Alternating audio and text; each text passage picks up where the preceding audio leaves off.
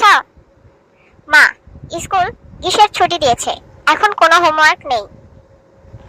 আচ্ছা, স্কুল ছুটি দিয়েছে তাই বলে কি তুমি সবসময় ফোনে কার্টুন দেখবে?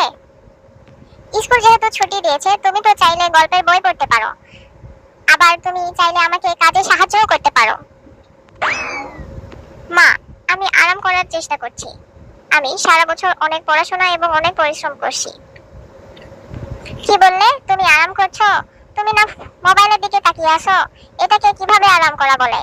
এভাবে যদি তুমি ফোন টিপতে থাকো, ফোনের দিকে তাকিয়ে থাকো, তাহলে তোমার চোখ নষ্ট হয়ে যাবে। মা, এখন চলে 2024।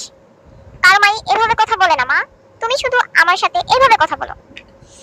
সারা, তুমি কি বুঝতে পারছো তুমি মোবাইলের প্রতি আসক্ত হয়ে যাচ্ছ, তাই তুমি আমার সাথে এমন বেয়াদবি করছো। আচ্ছা মা, ঠিক আছে ঠিক আছে, আর বলতে হবে না কিছু। তুমি আমাকে দিয়ে এখন কি করাতে চাও সেটা বলো। চলো, তুমি আমার সাথে রান্নাঘরে চলো, তুমি আমাকে রান্নার কাজে সাহায্য করবে। আচ্ছা ঠিক আছে, চলো।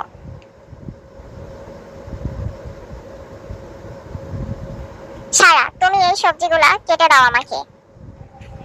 আচ্ছা ঠিক আছে। তারপর সারা বলল, মা, আপনি কি এটা জানেন? এটা কিন্তু শিশু শ্রম। আপনি কিন্তু আমাকে দিয়ে শিশু শ্রম করাচ্ছেন। আমি কিন্তু একটি শিশু।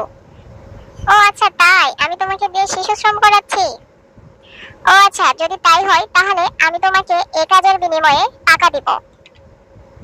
সারা তো এই কথা শুনে খুবই খুশি হয়ে গেল এবং খুশিতে তার চোখগুলা চকচক করতে লাগলো। ও সত্যি তুমি আমাকে টাকা দিবে? আচ্ছা, তাহলে তুমি আমাকে কত টাকা দিবে মা? দেখা যাক, আমি তোমাকে টাকা না, ভালোবাসা এবং স্নেহ দিব।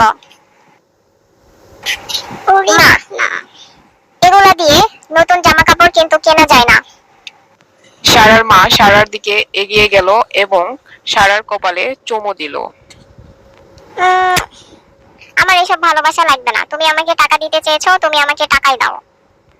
সারার মা সারার এসব পাকা পাকা কথা শুনে খুবই আনন্দ পাচ্ছে। এভাবে তারা কথা বলতে বলতে রান্নার কাজগুলো শেষ করে ফেললো।